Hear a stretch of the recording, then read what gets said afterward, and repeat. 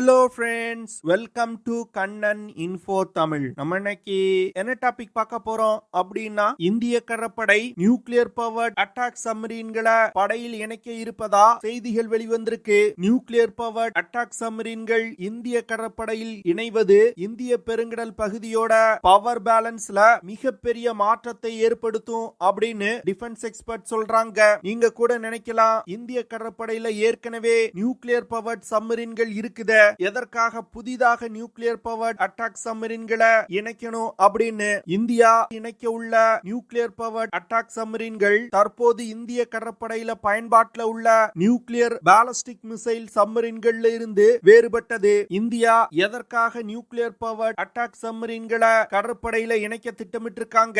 India கடற்படையில இணைக்க உள்ள nuclear power attack சப்மரீனோட செயல்திறன் மற்றும் சிறப்பு அம்சங்கள் என்ன?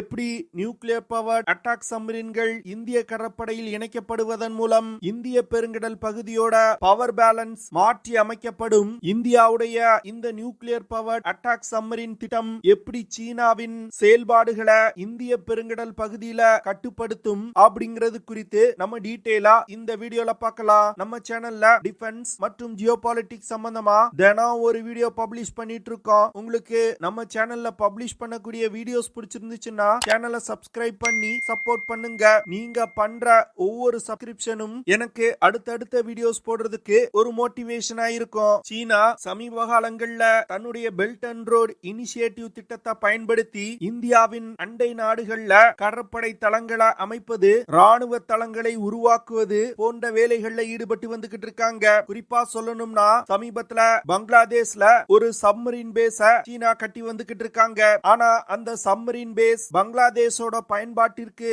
அப்படின்னு சொல்லப்பட்டாலும் அதுல சீன நீர்மூழ்கி கப்பல்கள் வரும் காலத்தில் நிறுத்தி வைக்கப்படுவதற்கு வாய்ப்பு இருக்கு. அடுத்து ஸ்ரீலங்கால ஹம்பன்தோட்டா துறைமுகத்தை 99 வருஷத்திற்கு தன்னுடைய கட்டுப்பாட்டுல கொண்டு வந்துட்டாங்க. பாகிஸ்தான் மற்றும் சீனாவுக்கு இடையிலான ராணுவ ரீதியிலான உறவுகள் மிகப்பெரிய அளவுல அதிகரிச்சிருக்கு. பாகிஸ்தானுடைய குவாதர் துறைமுகத்துல எப்பொழுதும் சீன போர்க்கப்பல்கள் நிறுத்தி வைக்கப்பட்டிருக்கு. சீனா மால்தீவ்ஸுடனான தன் உறவை தற்போது அதிகப்படுத்தி வந்துகிட்டு இருக்காங்க. ஆப்பிரிக்கால டிஜிபூட்டி அப்படிங்கிற இடத்துல சீனா தன்னுடைய முதல் வெளிநாட்டு கடற்படை தளத்தை சில வருடங்களுக்கு முன்பு அமைச்சாங்க. சீனா தன்னுடைய டிஜிபூட்டி துறைமுகத்தை பயன்படுத்தி பர்ஷியன் கல்ஃப்ல நடைபெற்று வரும் எண்ணெய் வர்த்தகத்தை வரும் காலத்துல கட்டுப்படுத்துவதற்கு திட்டமிட்டிருக்காங்க. இது போன்ற பல வேலைகள்ல சீனா ஈடுபட்டு வந்துட்டு இருக்கிறதுனால இந்தியா தன்னுடைய கடற்படைய வலிமைப்படுத்த வேண்டிய கட்டாயத்திற்கு தள்ளப்பட்டிருக்காங்க. அந்த வகையில இந்தியாவும் தன்னுடைய கடற்படையின் வலிமையை அதிகப்படுத்துவதற்கு பல திட்டங்களை செயல்படுத்தி வந்துகிட்டு இருக்காங்க. அதுல மிகவும் முக்கியமானது நியூக்ளியர் பவர் அட்டாக் சப்மரீன் திட்டம். இந்தியா 1990கள்ல நியூக்ளியர் பவர் அட்டாக் சப்மரீன் உருவாக்கும் திட்டத்தை கையில் எடுத்தாங்க. அந்த திட்டத்தின்படி ஒரு நியூக்ளியர் பவர் அட்டாக் சப்மரீனை உள்நாட்டிலே டிசைன் செய்து இந்தியாவில் தயாரித்து கடற்படையில் இணைக்கணும் அப்படிங்கிறது தான் திட்டமா இருந்துச்சு. ஆனா 1998ல இந்தியா தன்னுடைய முதல் நியூக்ளியர் டெஸ்ட் கண்டக்ட் பண்ண பிறகு India no first use of nuclear weapon அப்படிங்கிற பாலிசியை ஃபாலோ பண்ண ஆரம்பிச்சாங்க. அதாவது no first use of nuclear policy அப்படின்னா, வேற ஏதாவது நாடு இந்தியா மீது ஒரு அணு ஆயுத தாக்குதல் நடத்தினா அதற்கு பதிலடி கொடுப்பதற்காக மட்டுமே இந்தியா அணு ஆயுதங்களை பயன்படுத்துவாங்க. இந்தியா தங்களுடைய அணு ஆயுதங்களை பயன்படுத்தி முதல்ல வேறு எந்த நாட்டின் மீதும் அணு ஆயுத தாக்குதல் நடத்த மாட்டோம் அப்படிங்கிற நியூக்ளியர் பாலிசியை இந்தியா ஃபாலோ பண்ண ஆரம்பிச்சாங்க.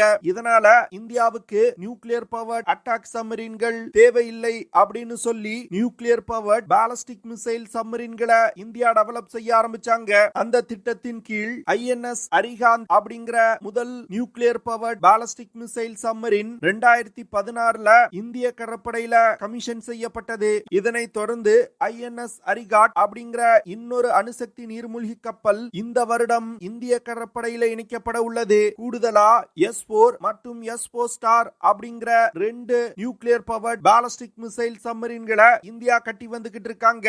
இந்த நியூக்ளியர் பவர் பாலிஸ்டிக் மிசைல் சப்மரீன்கள்ல இருந்து இந்தியா K-15, K-4, K-5 போன்ற சப்மரீன் லான்ச் பாலிஸ்டிக் மிசைல்களை லான்ச் செய்து எதிரிகள் மீது அணு ஆயுத தாக்குதல் நடத்த முடியும். இந்தியா தன்னுடைய நியூக்ளியர் பவர் பாலிஸ்டிக் மிசைல் நீர்மூழ்கி கப்பல்களை தன் படையில் இணைப்பதற்கு முன்னாடி 2015 வருடம் ரஷ்யாவிடம் இருந்து அகுல்யா 2 கிளாஸ் நியூக்ளியர் பவர்ட் பாலிஸ்டிக் சப்மரீனை லீஸுக்கு எடுத்து படையில் இணைத்து இந்திய வீரர்களுக்கு பயிற்சி கொடுத்தாங்க. கிட்டத்தட்ட 10 வருடங்கள் Akula 2 class nuclear powered ballistic சப்மரீனை இந்தியா லீஸுக்கு எடுத்திருந்தாங்க.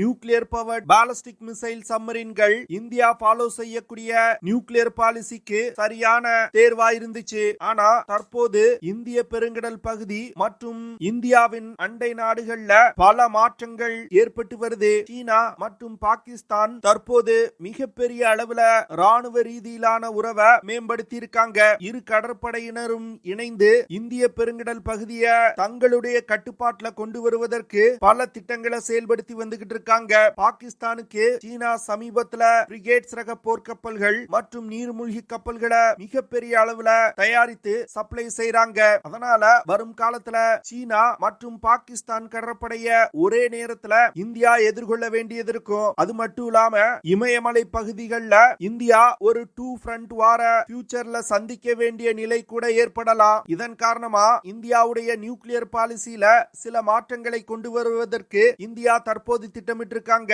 அதாவது India no first use of nuclear weapon பாலிசியில இருந்து தற்போது விலக ஆரம்பிச்சிருக்காங்க. இதன் காரணமா தற்போது இந்தியாவுக்கு நியூக்ளியர் பவர்ட் அட்டாக் சப்மரீன்கள் தேவைப்படுது. ஏன்னா நியூக்ளியர் பவர்ட் அட்டாக் சப்மரீன்கள் எதிரிகளின் எல்லைக்குள் ஊடுருவி சென்று தாக்குதல் நடத்துவதற்கு பயன்படுத்தக்கூடிய அணுசக்தி நீர்மூழ்கி கப்பல்கள். அது மட்டும் இல்லாம சாதாரண பாலிஸ்டிக் மிசைல் சப்மரீன்களை விட நியூக்ளியர் பவர்ட் அட்டாக் சப்மரீன்கள் அதிவேகமா பயணிக்கக்கூடியது. இந்தியாவுடைய நியூக்ளியர் டிட்டரன்ட் கேப்பபிலிட்டியை அதிகப்படுத்துவதற்கு இந்தியாவுக்கு நியூக்ளியர் பவர்ட் அட்டாக் சப்மரீன்கள் தற்போது தேவைப்படுது. இதன் காரணமாக இந்தியா தன்னுடைய நியூக்ளியர் டிட்டரன்ட் கேப்பபிலிட்டியை அதிகப்படுத்துவதற்கு பல திட்டங்களை செயல்படுத்தி இருக்காங்க. அதுவும் குறிப்பா நியூக்ளியர் ட்ரையட் அப்படிங்கிற ஒரு கேப்பபிலிட்டியை இந்தியாவின் முப்படைகள் பெற்றிருக்காங்க. அதாவது முப்படைகளை பயன்படுத்தி ஒரு அணு ஆயுத தாக்கும் திறனை நியூக்ளியர் ட்ரையட் கேப்பபிலிட்டி அப்படின்னு சொல்லுவாங்க. இந்த கேப்பபிலிட்டி உலகின் வெகு சில நாடுகள்கிட்ட தான் இருக்கு. தற்போது India nuclear powered ballistic missile சப்மரீனை இந்திய படையில் இணைத்ததன் மூலம் அந்த கேப்பபிலிட்டியும் பெற்றுட்டாங்க. ஆனா இந்தியாவுக்கு தற்போது வெறுமன டிட்டரன்ட் கேப்பபிலிட்டி மட்டும் காணாது. எதிரி எல்லைக்குள் ஊடுருவி சென்று தாக்கும் திறனுக்கு நியூக்ளியர் பவர்ட் அட்டாக் சப்மரீன்கள் இந்தியாவுக்கு கண்டிப்பா தேவைப்படுது. இதன் காரணமாக இந்தியா நியூக்ளியர் பவர்ட் அட்டாக் சப்மரீன்களை உருவாக்குவதற்கு தற்போது அதிக முனைப்பு காட்டுறாங்க. இந்திய பெருங்கடல் பகுதியில தன்னுடைய ஆதிக்கத்தை தக்க வைத்துக் கொள்வதற்கு இந்தியாவுக்கு ஒரு சி பேஸ் நியூக்ளியர் டிட்டரன்ட் கேப்பபிலிட்டி ரொம்பவும் முக்கியம். அது மட்டும் இல்லாம இந்திய பெருங்கடல் பகுதியில வளர்ந்து வரும் சீனாவின் ஆதிக்கத்தை குறைப்பதற்கும் இந்தியாவுடைய இந்த நியூக்ளியர் பவர்ட் அட்டாக் சப்மரீன் திட்டம் மிகப்பெரிய அளவுல உதவி செய்யும். ஏன்னா சீன நீர்மூழ்கி கப்பல்கள் தற்போது அதிக அளவுல இந்திய பெருங்கடல் பகுதியில உலா வந்துகிட்டு இருக்காங்க. இந்த கப்பல்களை ஒரு யுத்த நேரத்துல இந்தியா தாக்கி அழிக்கணும்னா இந்தியாவுக்கு நியூக்ளியர் பவர்ட் அட்டாக் சப்மரீன்கள் தேவைப்படும். அது மட்டும் இல்லாம பாகிஸ்தானும் சீனாவுடன் இணைந்து கொண்டு ஒரு சி பேஸ் நியூக்ளியர் டிட்டரன்ட் கேப்பபிலிட்டியை வளர்த்துக் கொள்வதற்கு முயற்சி செய்து வந்துகிட்டு இருக்காங்க. இந்தியா தற்போது கடல் வழியாக அணு ஆயுத தாக்கும் திறனை இந்தியா வளர்த்து கொள்ளலன்னா பாகிஸ்தான் மற்றும் சீனாவிடம் இந்த விஷயத்துல பின்தங்கி இருக்கும். இது இந்தியாவின் பாதுகாப்பிற்கு மிகப்பெரிய பிரச்சனையை வரும் காலத்துல கொடுக்கும். அதனால சவுத் ஏசியால இந்தியா தொடர்ந்து தன்னுடைய ஆளுமையை செலுத்தணும்னா இந்தியாவுக்கு இந்த நியூக்ளியர் பவர்ட் அட்டாக் சப்மரீன்கள் கண்டிப்பா தேவைப்படுது. இதன் காரணமாக இந்தியா ப்ராஜெக்ட் 75 ஆல்பா அப்படிங்கிற திட்டத்தை தற்போது கையில் எடுத்திருக்காங்க. இந்த திட்டத்திற்கு 2015 வருடமே இந்திய அரசாங்கம் ஒப்புதல் கொடுத்துட்டாங்க. ஆனா தற்போது வரைக்கும் இந்த திட்டத்துல என்ன முன்னேற்றம் ஏற்பட்டிருக்கு அப்படிங்கிற விஷயத்த இந்தியா ரொம்ப ரகசியமா வச்சிருக்காங்க. ஆனா நியூக்ளியர் பவர்ட் அட்டாக் சப்மரீன்களை உருவாக்குவதற்கான பல அதிநவீன தொழில்நுட்பங்களை இந்தியா தற்போது டெவலப் செஞ்சு முடிச்சிட்டதா செய்திகள் வெளிவந்திருக்கு. ப்ராஜெக்ட் ஆல்பா திட்டத்தின் கீழ் 1.2 லட்சம் கோடி ரூபாய் செலவுல 6 நியூக்ளியர் பவர்ட் அட்டாக் சப்மரீன்களை இந்தியா உருவாக்க போறாங்க. இந்த நியூக்ளியர் பவர்ட் அட்டாக் சப்மரீன்ல அதிநவீன பம்ப் ஜெட் ப்ரொபல்ஷன் சிஸ்டத்தை இந்தியா பயன்படுத்த போறாங்க. இந்த பம்ப் ஜெட் ப்ரொபல்ஷன் சிஸ்டத்தை டிஆர்டிஓ உள்நாட்டிலே டெவலப் செய்து வந்துகிட்டு இருக்காங்க. இருந்தாலும் இந்தியா பிரான்சுடன் பம்ப் ஜெட் ப்ரொபல்ஷன் தொழில்நுட்பத்தை வாங்குவதற்கு பேச்சுவார்த்தை நடத்தி வந்துகிட்டு எடுத்துக்கிட்டு இருக்காங்க. நியூக்ளியர் பவர் அட்டாக் சப்மரீன்களை பயன்படுத்துவதற்கு 190 megawatt compact light water reactor Baba atomic research centre உருவாக்க போறாங்க. நியூக்ளியர் பவர் அட்டாக் சப்மரீனோட இன்னொரு அட்வான்டேஜ் என்னன்னா, சாதாரண கன்வென்ஷனல் சப்மரீன்கள் தன்னுடைய பேட்டரிகளை சார்ஜ் செய்து கொள்வதற்கும் ரீஃபியூல் செய்வதற்கும் சர்ஃபேஸுக்கு மேல வந்தே ஆகணும். ஆனா அணுசக்தி நீர்மூழ்கி கப்பல்கள் பல மாதங்களுக்கு சர்ஃபேஸுக்கு வர வேண்டிய அவசியமே இருக்காது. நீர்மூழ்கி கப்பல்ல எவ்வளவு நாள் உணவு இருக்கோ அவ்வளவு நாட்கள் அந்த கப்பல்னால நீருக்கு அடியில் மூழ்கி இருக்க முடியும். இதனால அணுசக்தி நீர்மூழ்கி கப்பல்களை எதிரிகள்னால கண்டுபிடிக்கவே முடியாது. இந்தியா தன்னுடைய அணுசக்தி நீர்மூழ்கி கப்பல்ல வருணாஸ்திரா ஹெவி வெயிட் டார்பிடோக்களை பயன்படுத்துவதற்கு திட்டமிட்டிருக்காங்க. அது மட்டும் இல்லாம நிர்பை, பிரம்மோஸ் 2 போன்ற லேண்ட் அட்டாக் மற்றும் ஆன்டி ஷிப் க்ரூஸ் மிசைல்களை இணைப்பதற்கு திட்டமிட்டிருக்காங்க. இதுல குறிப்பிடத்தக்க விஷயம் என்னன்னா, பிரம்மோஸ் 2 அப்படிங்கிறது ஹைப்பர்சானிக் மிசைல். இந்த மிசைலை உருவாக்குவதற்கு இந்தியா மற்றும் ரஷ்யா இடையே பேச்சுவார்த்தைகள் நடைபெற்று வருது. நியூக்ளியர் பவர் அட்டாக் சப்மரீன போன வருடமே இந்தியா உருவாக்க தொடங்கிட்டதா செய்திகள் வெளிவர ஆரம்பிச்சிருக்கு. முதல் நியூக்ளியர் பவர் அட்டாக் சப்மரீன 2030வது வருடத்துக்குள் இந்திய கடற்படையில் இணைப்பதற்கு திட்டமிட்டிருக்காங்க. இந்தியா தயாரிக்கும் nuclear power attack submarine directorate of naval design அப்படிங்கிற ஒரு அமைப்பு டிசைன் செஞ்சிருக்காங்க. விசாகப்பட்டினத்துல பாபா அட்டாமிக் ரிசர்ச் சென்டருக்கு அருகில் உள்ள ஒரு கப்பல் கட்டும் தளத்துல இந்தியா இந்த அணுசக்தி நீர்மூழ்கி கப்பல்களை உருவாக்க போறாங்க. நியூக்ளியர் பவர் அட்டாக் சப்மரீன்கள் இந்தியன் ஓஷன் ரீஜியனோட பாதுகாப்புல மிகப்பெரிய அளவுல வரும் காலத்துல உதவும் அப்படின்னு சொல்லப்படுது. நியூக்ளியர் பவர் அட்டாக் சப்மரீன்கள் கடற்பகுதியில இந்தியாவுடைய பவரை மிகப்பெரிய அளவுல ப்ரொஜெக்ட் செய்யும். இதனால இந்திய கடல் எல்லைக்குள் எதிரி நீர்மூழ்கி கப்பல்கள் நுழைவதற்கு ஒரு முறைக்கு 2 முறை யோசனை செய்வாங்க.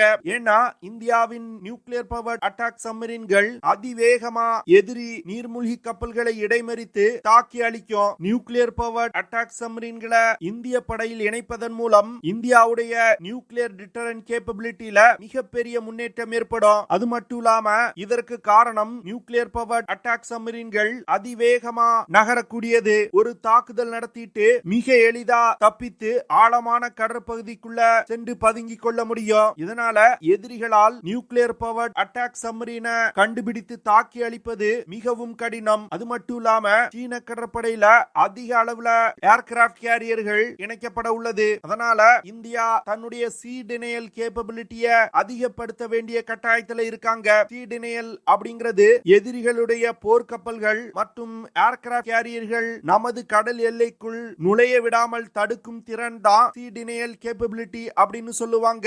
இந்தியாவின் சீ டினையல் கேப்பபிலிட்டிக்கு இந்த நியூக்ளியர் பவர் அட்டாக் சப்மரீன்கள் மிகப்பெரிய அளவுல உதவி செய்யும். இந்தியாவின் நியூக்ளியர் டிட்டரன்ட் கேப்பபிலிட்டிய அதிகப்படுத்துவதற்கும் இந்திய பெருங்கடல் பகுதியில சீனாவின் ஆளுமையை மட்டுப்படுத்துவதற்கும் இந்தியாவுக்கு அதிவேகமா தாக்குதல் நடத்தக்கூடிய இந்த நியூக்ளியர் பவர் அட்டாக் சப்மரீன்கள் கண்டிப்பா தேவைப்படுது. இதன் காரணமாக நியூக்ளியர் பவர் அட்டாக் சப்மரீனோட முக்கியத்துவத்தை தற்போது இந்திய கடற்படையினர் உணர ஆரம்பிச்சிருக்காங்க.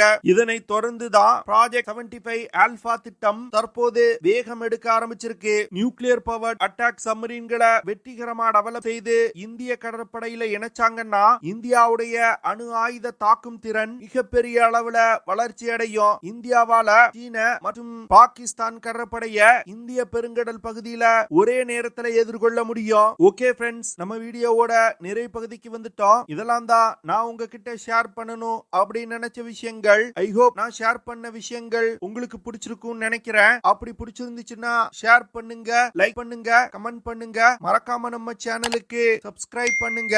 அப்படியே அந்த பெல் நோட்டிபிகேஷனை கிளிக் பண்ணி ஆல்ங்கிற ஆப்ஷனை எனேபிள் பண்ணிக்கங்க. See you in the next video. Jai Hind.